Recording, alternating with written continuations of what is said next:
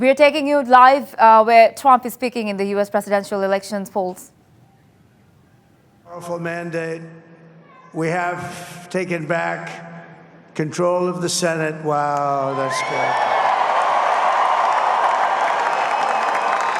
And the Senate races in Montana, Nevada, Texas, Ohio, Michigan, Wisconsin, the great Commonwealth of Pennsylvania, were all won by the MAGA movement. They helped so much.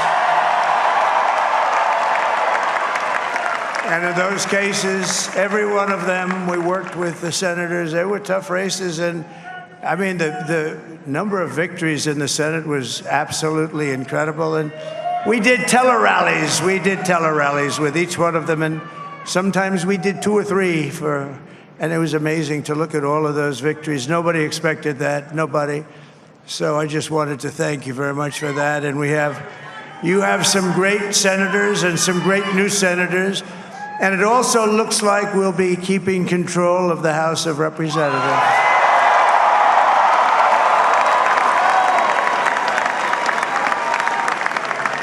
And I want to thank Mike Johnson. I think he's doing a terrific job, terrific job.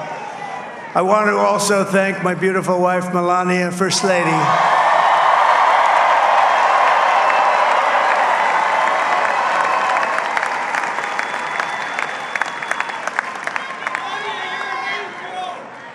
Who has the #1 best-selling book in the country. Can you believe that?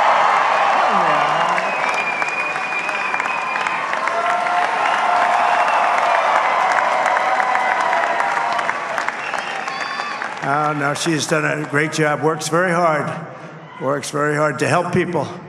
So I just want to thank her. But I want to thank my whole family, my amazing children, and they are amazing children.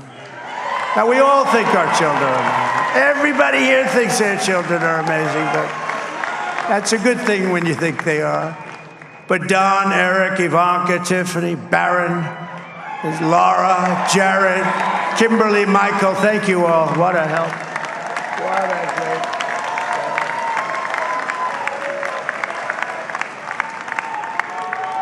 My father-in-law, Victor, is tremendous, and we miss very much Melania's mother, Amalia. We miss Amalia, don't we, huh? She would be very happy right now, standing on this stage. She'd be so proud. She was a great woman, that one. Beautiful inside and out.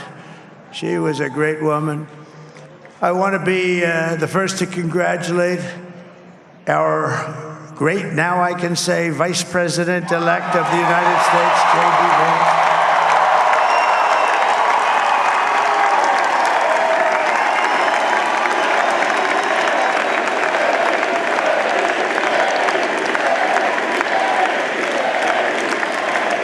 And his absolutely remarkable and beautiful wife, Usha Vance. And he is a feisty guy, isn't he? You know, I've said, go into the enemy camp. And you know, the enemy camp is certain networks. And a lot of people don't like to, sir, do I have to do that? He just goes, okay. Which one? CNN, MSDNC? He'll say, all right, thank you very much. He actually looks fine. He's still like the only guy I've ever seen. He really looks forward to it, and then he just goes in and absolutely obliterates them. Say a couple of words.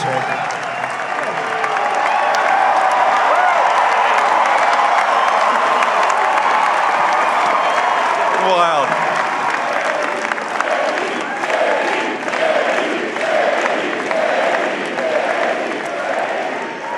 Well, Mr. President, I appreciate you allowing me to join you on this incredible journey. I thank you for the trust that you placed in me. And I think that we just witnessed the greatest political comeback in the history of the United States of America.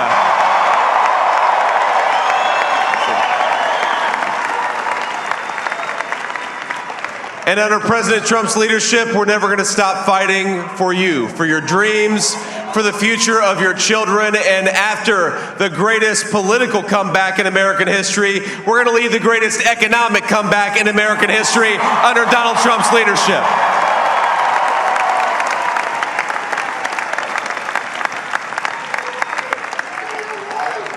Thank you very much. He's turned out to be a good choice.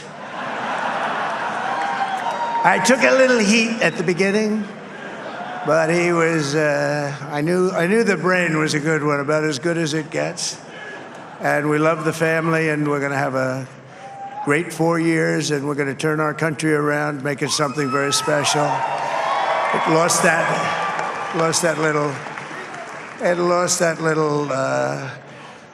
little thing called special. We have to make it so. We're going to make this so great. It's the greatest country, and potentially the greatest country in the world by far. And right now, we're going to just work very hard to get all of that back. We're going to make it the best it's ever been. We can do that. If we had to wait longer, I don't know. It was going bad, and it was going bad fast. We're going to have to seal up those borders, and we're going to have to let people come into our country. We want people to come back in, but we have to let them come back in, but they have to come in legally. They have to come in legally. Let me also express my tremendous appreciation for Susie and Chris, the job you did. Susie, come here. Come here, Susie. Chris, come here, Chris. Susie likes to stay sort of in the back, let me tell you. The Ice Maiden, we call her the Ice Maiden. Come here, Chris. Come here, Chris. Susie likes to stay in the background. She's not in the background. Come here, say something. This wasn't expected, but I just want to thank, obviously, President Trump for this journey. It was a great one, and he's a hell of a candidate, and he's going to be a hell of a great 47th president. And this team that we had, the best team, and, of course, even my boss, Susie Wiles, the best. Thank you. Thank you, and thank you, Susie. Look at her, she's shy. I've never seen her be shy before. Susie. They're great. Everybody up here is great. Everybody up here is very special. But the Trump, who did you say? Oh, let me tell you, we have a new star. A star is born, Elon. Now he is. Now he's an amazing guy. We were sitting together tonight. You know, he spent 2 weeks in Philadelphia and different parts of Pennsylvania, campaigning. You know, he sent the rocket up 2 weeks ago, and I saw that rocket, and I saw it coming down. I saw it. When it left, it was beautiful, shiny white. When it came down, it didn't look so pretty. It was going 10,000 miles an hour, and it was burning like hell. I said, what happened to your paint job? He said, we've never made a paint that could withstand that kind of heat. And but I saw it come down and turn around. And it was, you know, it's like 22 stories tall, by the way. It looks a little smaller than that, but it's big. And it came down, and you saw that fire burning. And I'm saying, only Elon could do this. It must be an Elon. And I tell the story. I told it last night. I had a man on the phone. I had the screen muted, no sound. I was talking to a very important man, happens to be here. And that very important guy, one of the most important people in, I would say, the country, actually. But, you know, I was president, and now it looks like I was going to be maybe president again, so I figured I could ask him to hold. So I asked him to hold. And especially because you're going to be president again, they hold. So I took the phone down, and I'm looking at the screen. I'm seeing this crazy thing that's going around and coming down. It looks like it's going to crash into the gantry. And I said, oh, no. And I said, do me a favor, do you mind holding for a couple of minutes? I want to see this. I thought it was a space-age movie or something. I put the phone down. Bad part, I didn't pick it up for 45 minutes, and he was holding. But this spaceship came down, and I saw those engines firing, and it looked like it was over. It was going to smash. And then I saw the fire pour out from the left side, and I put it straight. And it came down so gently, and then it wrapped those arms around it, and it held it. And just like you hold your baby at night, your little baby. And it was a beautiful thing to see. And I called Elon. I said, Elon, was that you? He said, yes, it was. I said, who else can do that? Can Russia do it? No. Can China do it? No. Can the United States do it other than you? No. Nobody can do that. I said, that's why I love you, Elon. That's great.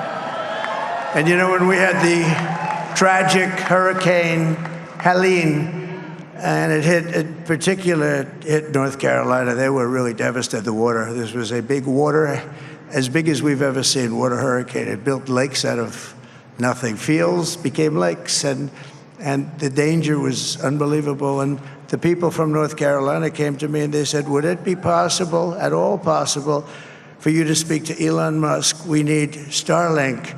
I said, what's Starlink? It's a form of communication. So I called Elon, and I'll tell you what, he had, and it was very dangerous. People would die. They had no communication. All the wires were down. I called Elon Musk. I said, Elon, you have something called Starlink. Is that right? Yes, I do. What the hell is it? He said, it's a communication system that's very good. I said, Elon, they need it really, really badly in North Carolina. Can you get it? He had that there so fast. It was incredible. So, and it was great. It saved a lot of lives. He saved a lot of lives. But he's a character. He's a special guy. He's a super genius. We have to protect our geniuses. We don't have that many of them. We have to protect our super geniuses. I want to thank some of the guys. You know, we have up here today the U.S. Open champion. He's a fantastic golfer. He's slightly longer than me. It's a ball a little bit longer than me. Just a little bit. Bryson DeChambeau is up here someplace. What happened to Bryson? Where is he? Bryson.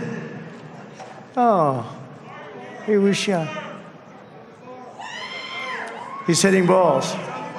Oh, he's on the way. He's hitting balls. Bryson. Oh, look at him.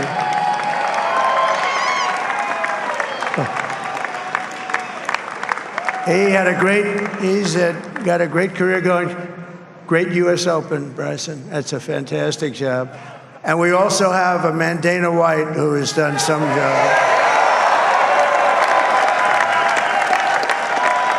He's a tough guy.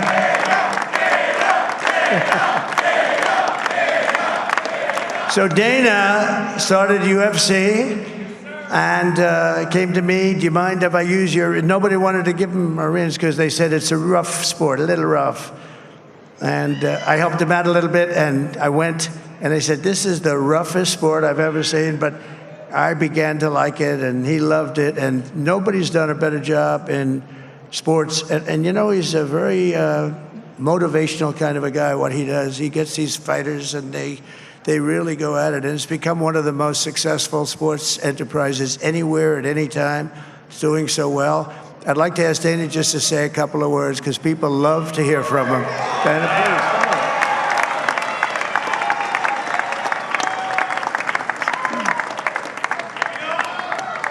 please. Nobody deserves this more than him, and nobody deserves this more than his family does. This is what happens when the machine comes after you. What you've seen over the last several years, this is what it looks like. Couldn't stop him. He keeps going forward. He doesn't quit. He's the most resilient, hard-working man I've ever met in my life. His family are incredible people. This is karma, ladies and gentlemen. He deserves this. They deserve it as a family. I want to thank some people real quick. I want to thank the Nelk boys, Aiden Ross, Theo Vaughn, busting with the boys, and last but not least, the mighty and powerful Joe Rogan. And thank you, America. Thank you. Have a good night.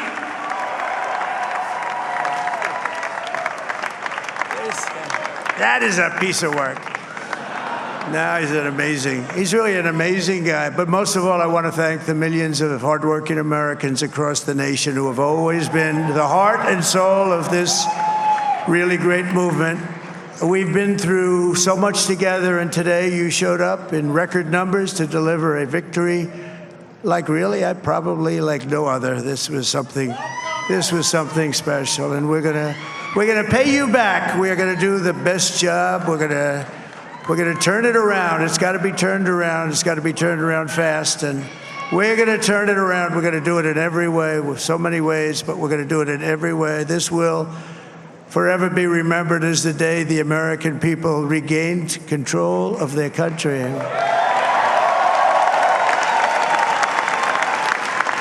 So I just want to say that on behalf of this great group of people, these are hard-working people, these are fantastic people, and we can add a few names like Robert F. Kennedy Jr. He came in. And he's going to help make America healthy again.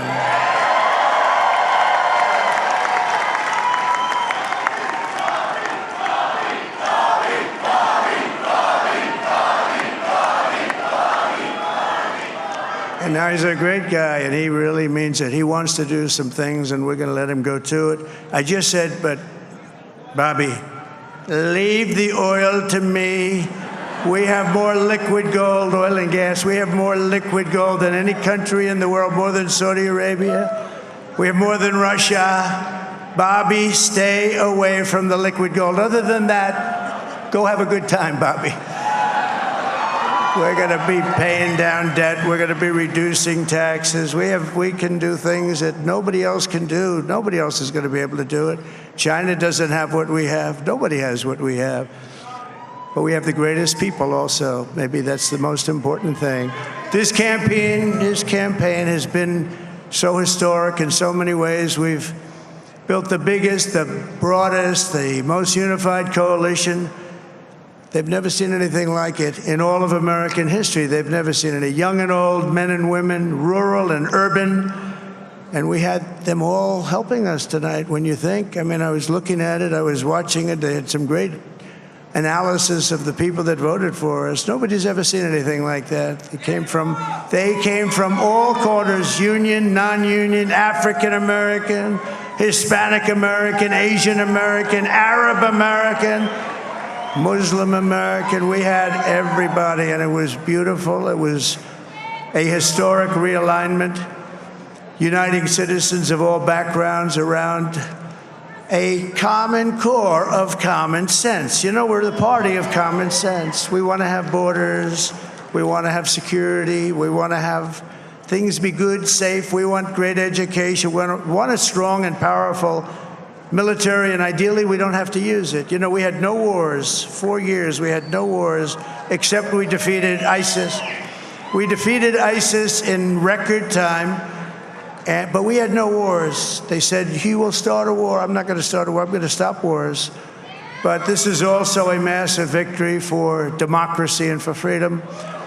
Together, we're going to unlock America's glorious destiny. We're going to achieve the most incredible future for our people. Yesterday, as I stood at my last stop on the campaign trail, I'll never be doing a rally again. Can you believe it?